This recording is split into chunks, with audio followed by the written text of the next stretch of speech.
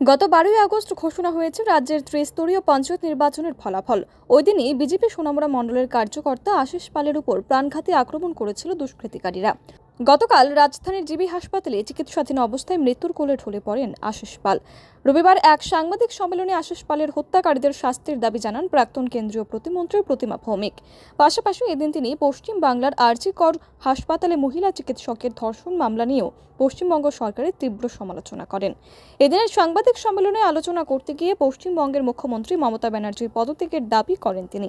মমতা ব্যানার্জির বিরুদ্ধে গণ অভ্যুত্থানের মাধ্যমে তৃণমূল সরকারের পশ্চিমবঙ্গ থেকে উৎখাত করার আহ্বান রাখেন তিনি।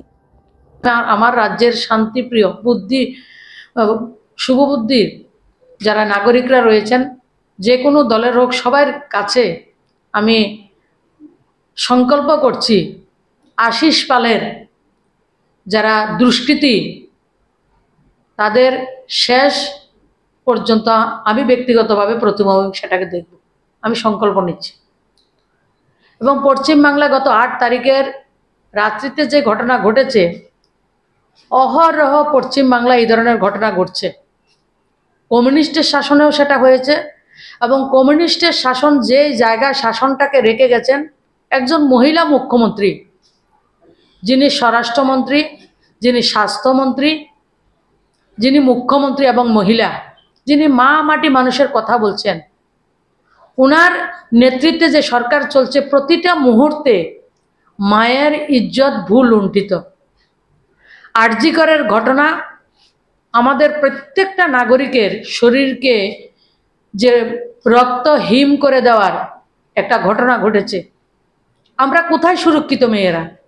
পশ্চিমবাংলার কোন জায়গায় আমরা সুরক্ষিত?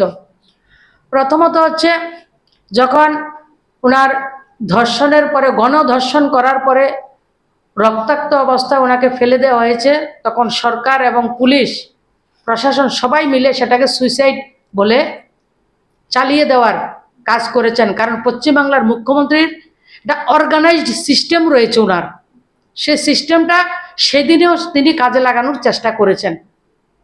কিন্তু হসপিটালের যারা ডাক্তাররা ছিলেন সবাই তার প্রতিবাদ করাতে সেটা উনি করতে, স্বাধীনতা সংগ্রামের প্রতিনিধিত্ব করেছে, যে বাংলা কৃষ্টি সভ্যতা সংস্কৃতিতে পৃথিবীর মধ্যে উৎকৃষ্ট জায়গায় ছিল, সেই বাংলাকে আজকে সর্বসার করে দিয়েছেন, লজ্জিত করেছেন এই মুখ্যমন্ত্রীর নেতৃত্বে। তাই আজকে আপনাদের মাধ্যমে গোটা সমাজের কাছে আমি আর্জি করে রাখছি যে মমতা ব্যানার্জির অতি সত্বর ওনাকে পদত্যাগ করা দরকার। Bureau report, PV north east.